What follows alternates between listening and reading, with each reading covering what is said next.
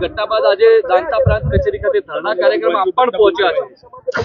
13 તારીખે દાદા આદિવાસીઓના જે મૂળભૂત અધિકારો, જે પ્રકૃતિ સાથેનો એમનો નાતો અને પરંપરાગત આટલા રાજા રજવાડાથી કરીને અનેક પ્રશાસનો બદલી ગયા, પણ જે એમના હકને અધિકારો જે હતા એ ક્યારે કોઈ છીનવવા માટેના પ્રયત્ન કર્યા નથી।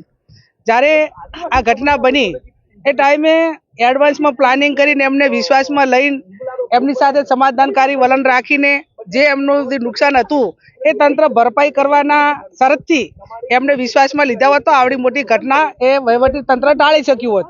પણ ક્યાંક ને ક્યાંક સમગ્ર દેશમાં અને સમગ્ર જિલ્લામાં પોલીસ એ એમનું સાધન છે તમામ પ્રકારમાં, અને એના કારણે નિર્દોષ પોલીસવાળા પણ હોય અને સરકારના ઉપલા અધિકારીઓના કારણે, વહીવટી તંત્રના અને સરકારના દબાણના કારણે એમને આવી જે જગ્યાઓ હોય એમાં સંઘર્ષમાં એમને જવું પડતું હોય છે।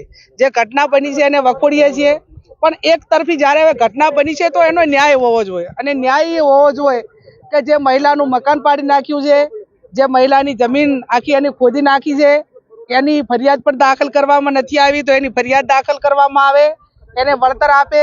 અને બીજા જે માત્ર આદિવાસીઓ ઉપર જ જે ફરિયાદ દાખલ થઈ છે એને બદલે ક્યાંક ને ક્યાંક એ પોલીસના અધિકારીઓના મારફતે એમની દબણકાઈના કારણે જે આદિવાસીઓને નુકસાન થયું છે એમને લગાડ્યું છે તો એની પેરેલલની ફરિયાદ ક્રોસ દાખલ કરવી જોઈએ।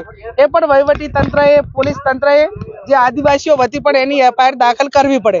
ત્યારે હવે આજે આ ઘટના છે એના અમે ધરણામાં અમારી આ માગણીઓ છે, અને આવનાર સમયની અંદર તમે બધાને દબાઈને આવી દબનગીરી કરવા દેશો તો ક્યાંક ડેમોક્રેસી હોય, ક્યાંક વહીવટી તંત્ર હોય, એના ઉપરથી નાગરિકોનો, લોકોનો ભરોસો ઉઠતો જાય છે। માણસ જાય તો ક્યાં જાય કે કોઈ ઘટના ક્રિમિનલ બની હોય તો એ પોલીસ તંત્ર પાસે જાય, કોઈ માગણી હોય તો વહીવટી તંત્ર પાસે જાય। જ્યારે રક્ષકો જ્યારે બક્ષક બની રહ્યા છે ત્યારે ક્યાંક ને ક્યાંક લોકોને ના છૂટકે આજે ધરણા ઉપર આવવું પડ્યું છે। આદિવાસીઓ એકલા નથી, તમામ સમાજો દાંતાના એમની હાથે છે। રાજપૂત સમાજ, ઠાકોર સમાજ, તમામ જે આ એક ભાઈચારાની ભાવના છે કે આજે એમનું દુઃખ છે તો કાલે આમનું હોય, એટલે સમરસતાથી જ્યારે એમના સમર્થનમાં જે સમાજો આવ્યા છે એમને પણ હું આભાર માનું કે દુઃખની ઘડીમાં આદિવાસીઓ એકલાય નથી।